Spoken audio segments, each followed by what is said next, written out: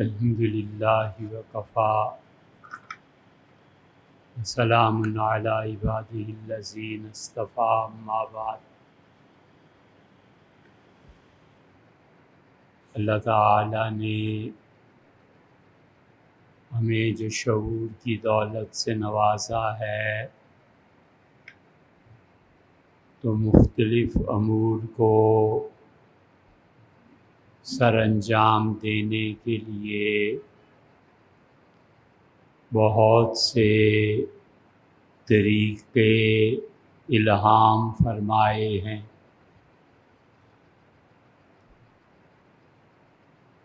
اگر پانی کو حاصل کرنا ہے تو اللہ نے انسانوں کو یہ سکھایا کہ وہ زمین کھودیں یا بارش جو برستی ہے اس کے پانی کو جمع کرنے کے لیے گڑھے اور تالاب بنائیں۔ اللہ نے انسانوں کو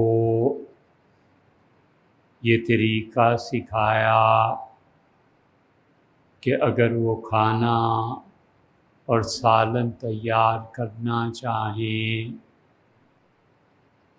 تو ہنڈیا پکانے کا طریقہ یہ ہے۔ اللہ تعالیٰ نے یہ سکھایا کہ سردی اور گرمی محسوس ہو تو سردی کو بھگانے کا اور گرمی سے خود بھاگنے کے طریقے کیا کیا ہیں۔ تو جس پروردگار نے زندگی گزارنے کے مصائب اور تکالیف سے بچنے کے اور راحت اور آرام حاصل کرنے کے مختلف طریقے فراہم کیے، اس نے خود زندگی کا بھی شعور دیا کہ زندگی کیسے گزارنی ہے۔ اس لیے دنیا میں کامیاب ترین انسان وہ ہے جو زندگی کے گزارنے کا طریقہ جانے، اور جو شخص زندگی کے گزارنے کا طریقہ نہیں جانتا وہ تمام عمر بستر کانٹوں کا بچھا کے اس پہ لیٹتا ہے اور اسے کسی کل چین نہیں آتا۔ زندگی کا گزارنا ایک فن ہے، زندگی کا گزارنا ایک آرٹ ہے۔ انسانی زندگی نبھ جائے یہ بہت بڑا کمال ہے۔ ماں باپ کہتے ہیں کہ تم بڑے آدمی بنو، بچہ کہتا ہے کہ میں کوئی ایسا کام کروں جس میں میں بڑا آدمی بنوں، صدر مملکت بن جاؤں، وزیر اعظم بن جاؤں، یہ کر لوں اور وہ کر لوں، اور اس سلسلے میں جتنا بھی میں بڑے سے بڑا عہدہ لے سکا میں ایک کامیاب انسان ہوں۔ یہ ایک جاہلیت کا تصور ہے اور بڑا بننے کی ایسی خواہش ہے جس کو قبر کی مٹی کے علاوہ اور کوئی چیز پورا نہیں کر سکتی۔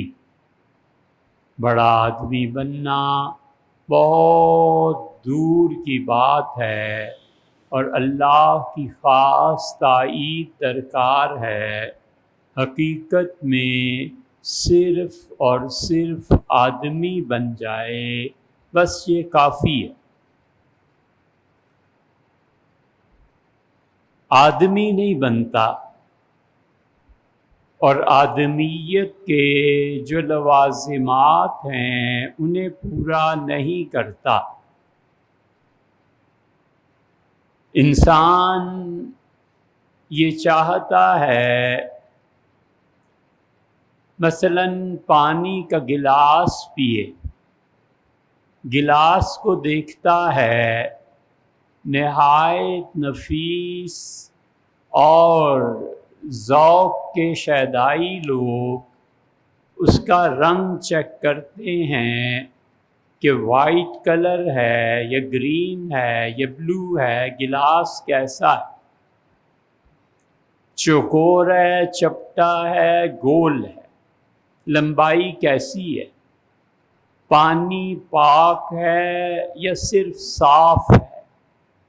ایک ایک نقطے پہ غور کر کے وہ پہلا گھونٹ بھرتا ہے اور پیاس اور ذوق دونوں کی تسکین ہوتی ہے۔ بالکل اسی طرح انسانی زندگی جو ہے یہ اس کے گزارنے کا ایک آرٹ اور فن انسان کو آنا چاہیے اور اسے پتہ ہونا چاہیے کہ میں زندگی کیسے گزاروں، ایسی زندگی جو کامیاب زندگی ہو اور ایسی زندگی جس پہ موت فخر کرے اور ایسی زندگی جس کے متعلق حضور صلی اللہ علیہ وسلم نے فرمایا ہے کہ اس کی روح جب آسمان کی طرف پرواز کرتی ہے تو اس سے اتنی خوشبوئیں، اتنا فریگرنس اس کا ہوتا ہے کہ اللہ کے فرشتے بار بار مڑ کے دیکھتے ہیں اور کہتے ہیں کہ کوئی نہایتی پاکیزہ روح اللہ کے عرش کے نیچے لے جائی جا رہی۔ اس لیے زندگی کے حقائق کو جاننا چاہیے۔ اگر خیال رہا یا کسی نے یاد دلایا تو آئندہ 3 جمعے، معلوم نہیں آئندہ جمعہ آنا ہوگا کہ نہیں، 10 محرم کی وجہ سے چھٹی ہو، اس کے بعد کے جمعے سے ہی، مگر یہ 3 جمعے اس لیے ہیں کہ ہم آپ سے زندگی گزارنے کے آرٹ اور فن کو ڈسکس کریں۔ ڈسکشن کا مطلب یہ ہے کہ آپ کی اپنی رائے، ہماری بھی ایک رائے، اور جس رائے پہ اتفاق ہو جائے وہ زندگی بس بہت اچھی زندگی ہونی چاہیے۔ اس لیے زندگی گزارنا اصل چیز راحت نہیں ہے، اصل چیز تکلیف ہے۔ شکر اصل نیکی ہے۔ عام لوگوں کے لیے اور تکالیف اور مصائب پر صبر کرنا اور تکالیف کو سہنا اور درد اور دکھ میں زندگی گزارنا، یہ اصل زندگی۔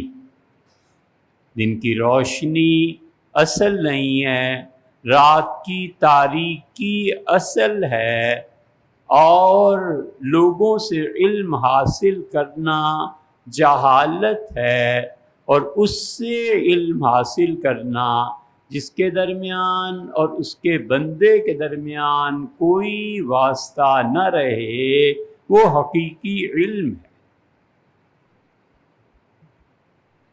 اس لیے زندگی میں جتنی بھی تکالیف آتی ہیں اور انسان جتنی بھی تکالیف و مصائب سے گھبراتا ہے، اس کو دیکھنے کا زاویہ بدلنا چاہیے۔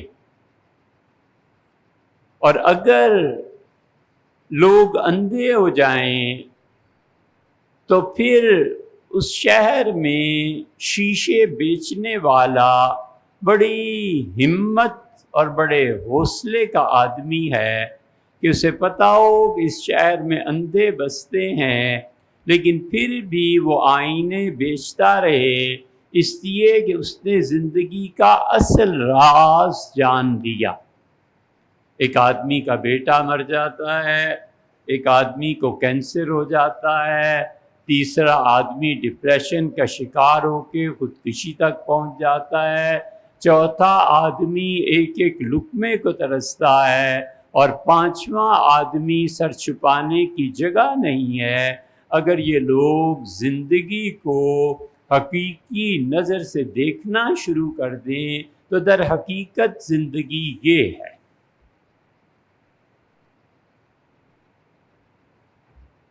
شعور کی بیداری اور شعور کی اعلیٰ سطح کی بیداری عقل انسانی کا بہترین استعمال وہ اللہ کا قرب دلاتا ہے، اور عین اس حالت میں جب اسے جیل بھیج دیتے ہیں، اور عین اس حالت میں جب کہ وہ راحت کا متقاضی ہوتا ہے اگلے آگ میں ڈال دیتے ہیں، تو یہ چیز، اس کا شعور، اس کا درد کا محسوس نہ کرنا، درد کو محسوس ہی نہ کرے تو بالکل مردہ ہے۔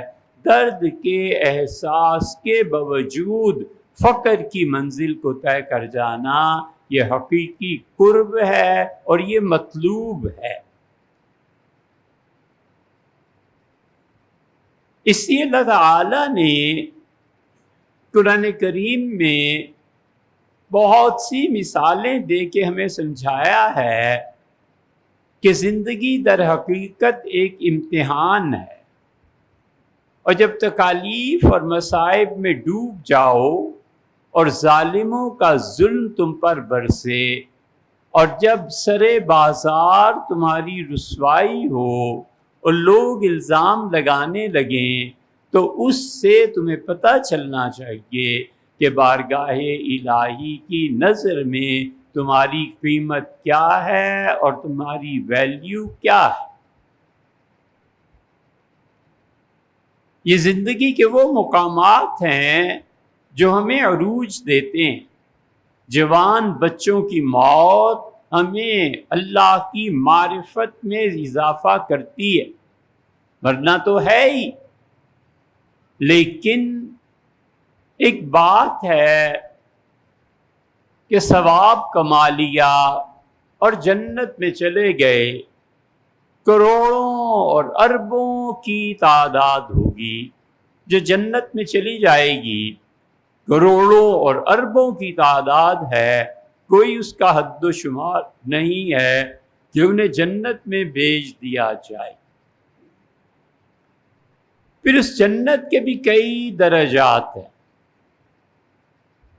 وہ درجات عام ادنا درجے کے جنتی سے شروع ہو کے رسالت ہمیں بتاتی ہے کہ جنت الفردوس تک پہنچتے ہیں،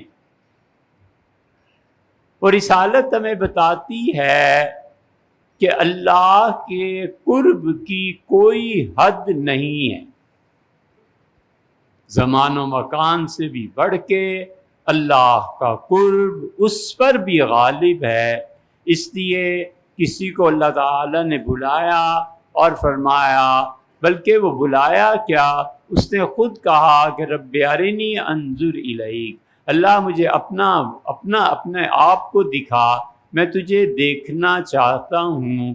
قال لن ترانی، اللہ تعالیٰ نے فرمایا میرے نبی علیہ السلام آپ مجھے نہیں دیکھ سکیں گے، اور میں اپنی تجلی، اپنی ایک تجلی، برقی تجلی اس پہاڑ پہ ڈالتا ہوں، اور اگر یہ پہاڑ اپنی جگہ پہ قائم رہا فسوف ترانی، تم میری طاقت، میری قرب کو دیکھ پاؤ گے، لیکن اگر یہ نہ رہا تو پھر دیکھو کیا ہوتا ہے۔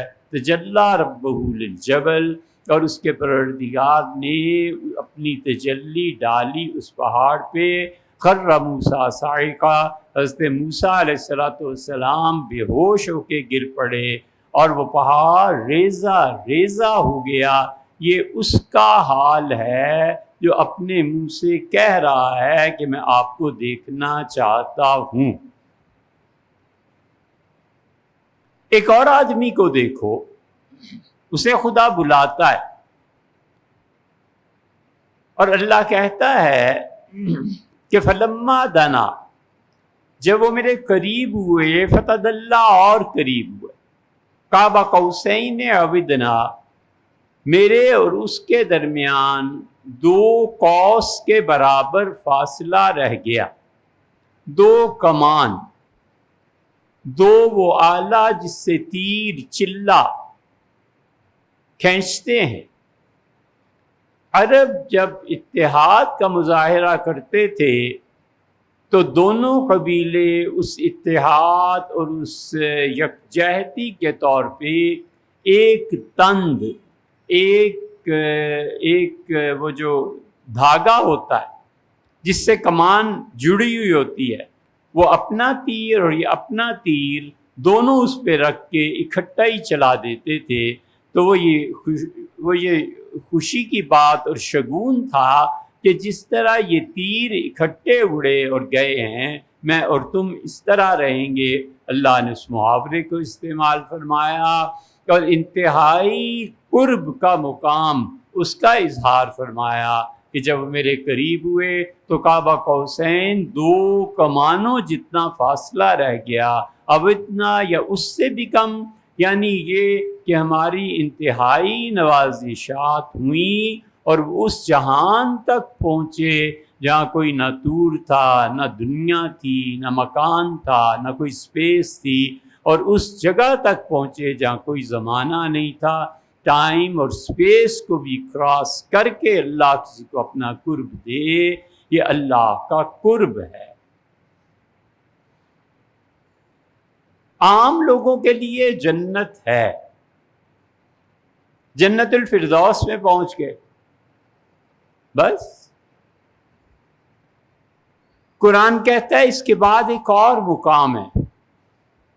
سورہ واقعہ کے آغاز کو اگر غور سے پڑھو تو اللہ نے زبردست تقسیم کی ہے۔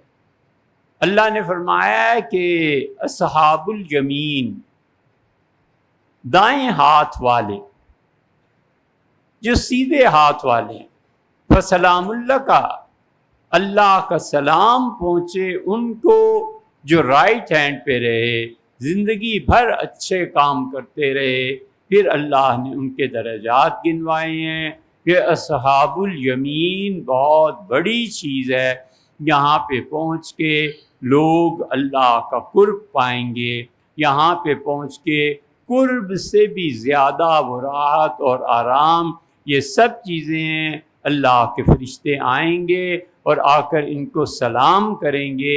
اس اصحاب یمین کا بھی بعد، اس کے بھی بعد ایک اور درجہ ہے، اور وہ ہیں اصحاب المقربین، جنہیں اللہ کا قرب نصیب ہوتا ہے۔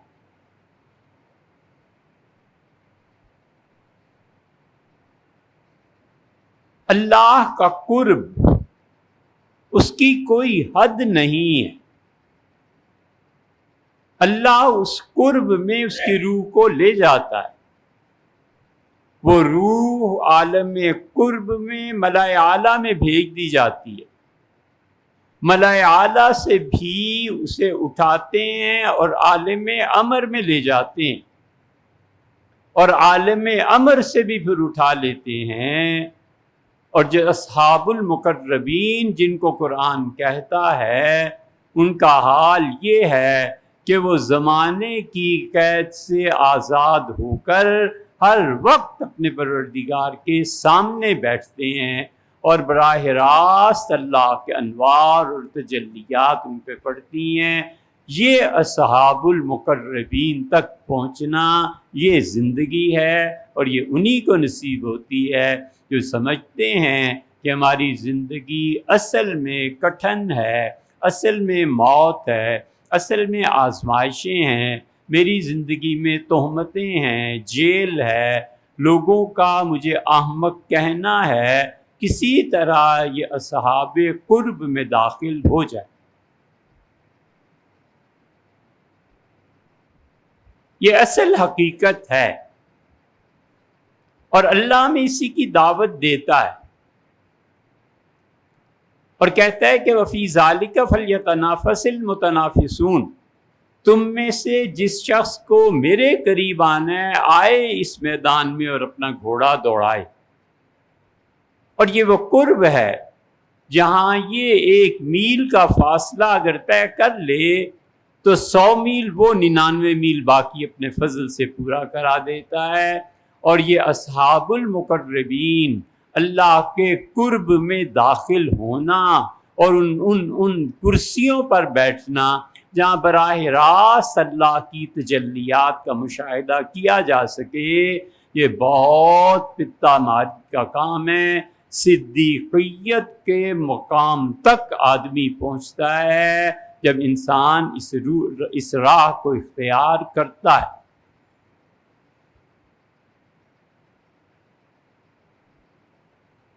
ایک ہے نبوت۔ اللہ تعالیٰ نے قرآن کریم میں کہا ہے کہ ہم انبیاء علیہ السلام پر انعام کرتے ہیں۔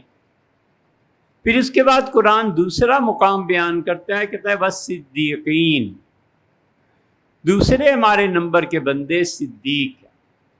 پھر وہ تیسرا نمبر بیان کرتا ہے، کہتا ہے والشہداء، جنہوں نے وفا ثابت کی اور اپنے خون کی مہر لگا دی، جان جو تھی ایک حاضر کر دی، پھر بھی رہے شرمندہ سے، دل والے خود لکھ لیں گے سرخی سفسانی۔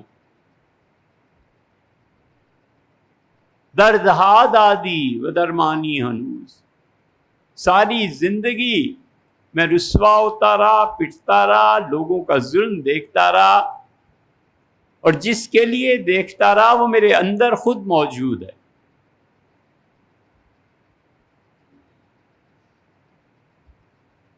جس کی خاطر یہ سب کچھ سہتا رہا وہ میرے اندر ہے۔ تو کہتا ہے کہ میں درد، تکلیف، مصائب، جیل، اولادوں کا مر جانا، چوری ہو جانا، پیسے کی کمی، فقر و فاقہ، چھت کا نہ ہونا برداشت کروں، میں سب کر چکا۔ اس کے بعد اب کرنا کیا ہے؟ تو کہتا ہے جان دے دوں، مر جاؤں۔ تو اتنا پیارا ہے، تو اتنا اچھا ہے، میرا دل تیرے حسن اور تیری ذات میں فنا ہے، میں ایک لمحے کے لیے تجھے فراموش نہیں کر سکتا۔ بھاڑ میں گئی یہ ساری زندگی، تو ہے اور میں ہوں، اور مجھے لازماً تجھے حاصل کرنا ہے۔ میری جان، میرے محبوب، میرے اندر بسنے والے، میں تجھے بتاؤں، دنیا میں ہر چیز کی کوئی نہ کوئی قیمت ہوتی ہے۔ آدمی خریدنے جاتا ہے، گلاس کی قیمت کوئی بتاتا ہے، آم کی قیمت کوئی بتاتا ہے، دنیا میں ہر چیز کی کوئی نہ کوئی قیمت ہوتی ہے نا۔ آپ کہتے ہیں کہ میں سب کچھ برداشت کروں پھر آپ تک پہنچوں گا، میں آپ سے عرض کرتا ہوں کہ نرخ بالا کن کے ارزانی انوز، ایک زندگی اور جان تیرے قرب کی قیمت نہیں ہے۔ اپنے ریٹ کو بڑھا اور کہہ 1000 جانے اور کروڑ جانے قربان کر، میں تب بھی کر کے تیرے پاس پہنچنا ہے، اس لیے کہ تیرا قرب مطلوب۔ محبتیں مٹاتی، محبت سب سے بڑی قوت ہے جو اندر کو توڑتی ہے، اور محبت سب سے بڑی طاقت ہے جو مٹی میں ملا دیتی ہے انسان کے غرور کو۔ ہر دو عالم قیمت خود گفتئی، دونوں جہان میں ہر چیز کوئی نہ کوئی پیمنٹ مانگتی ہے، تیری جنت بھی کچھ چاہتی ہے، تیرے اصحاب یمین بھی کچھ کہتے ہیں، میں کہتا ہوں کہ تو نے اور میں نے ملنا ہے نا، نرخ بالا کن کے ارزانی انوس، چھوڑ میری ایک زندگی کو، تو چاہے تو میں 1000 زندگیاں قربان کر کے، 1000 گھر اجاڑ کے، ہزاروں موتیں سہ کے اور سینکڑوں دن فاقے کے کاٹ کے میں نے تجھ تک پہنچنا ہے، یہ میری کوشش کی انتہا ہے، یہ آدمیت ہے، اور آدمی ایسے ہی جیتا ہے۔ اس لیے مت گھبرائے تکالیف سے، مت پریشان ہو۔ وہ ایک چیز ہے جو چاہتا ہے درد میں بڑی تپش ہوتی ہے، ساری زندگی وہ اس تپش کو برداشت کرتا رہا، تمام زندگی اس کا مال و اسباب لٹ گیا، بیٹے اس کے مر گئے، کوئی لمحہ اسے چین کا نہیں تھا، اور آخر جس مقام کی طرف اسے سفر کرانا تھا وہاں تک پہنچ گیا۔ خیر اور شر دونوں اللہ کی طرف سے ہیں، اچھائی اور برائی دونوں اللہ کی طرف سے ہیں، یہ اہل سنہ کا عقیدہ ہے۔ سیاہ اور سفید دونوں کا مالک اللہ ہے۔ کائنات میں کوئی چیز ایسی نہیں ہے جو اس کے چاہے بغیر ہو جائے، حتیٰ کہ کفر بھی مشیت باری تعالیٰ کے تحت ہے۔ وہ جو کافر ہے اور جہنم میں جائے گا وہ اللہ کی صفت مذل کا صدور ہے، اور وہ جو مومن جنت میں جائے گا وہ صفت ہادی، اور اس میں ہادی اس پہ تجلی ڈال۔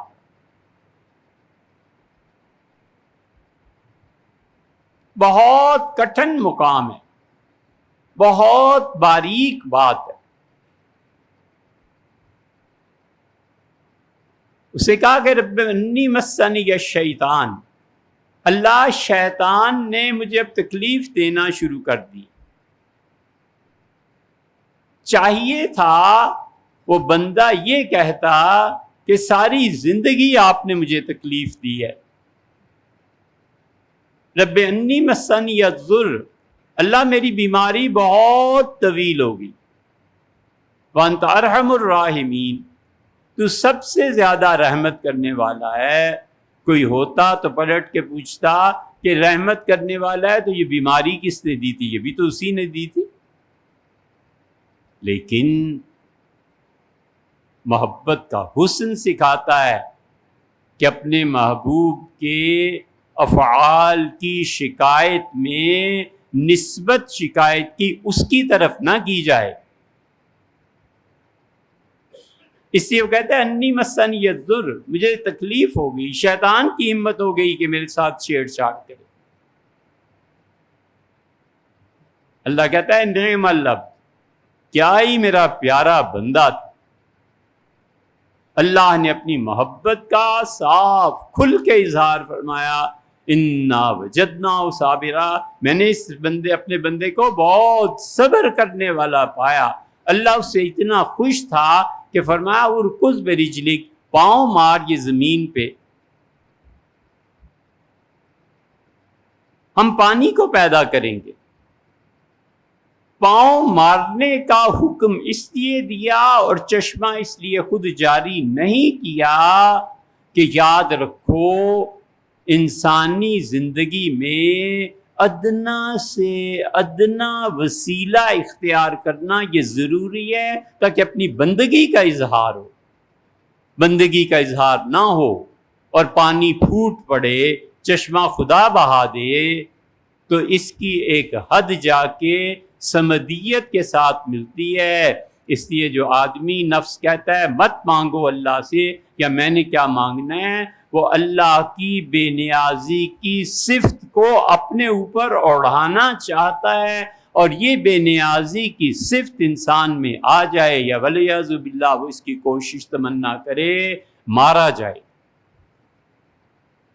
مطلوب فقر ہے، مطلوب اپنا مٹانا ہے، مطلوب اپنے اندر کے کبر کو توڑنا ہے۔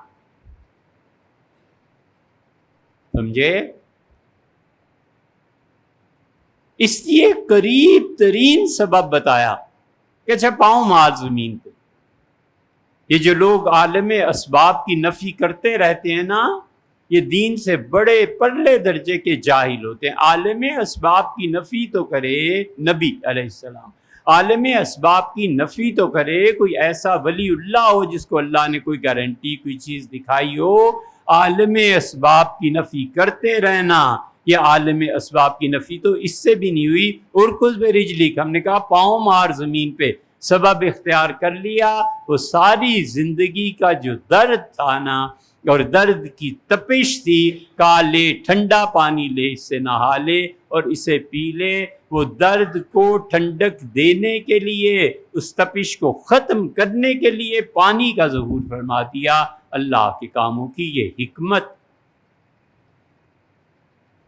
حضرت رسالت مآب صلی اللہ علیہ وسلم، اللہ کو اپنے اس بندے پہ اتنا پیار آیا، جیسے ہم گلاب کی پتیاں کسی کی آمد پہ خوشی پہ نشاور کرتے ہیں، اللہ تعالیٰ نے سونے کی اسپائڈرز، ٹڈیاں، فرشتوں نے پھینکنا شروع کر دی اور انہوں نے نہانا چھوڑ کے چادر بچھائی اور سونے کو جمع کرنے لگے.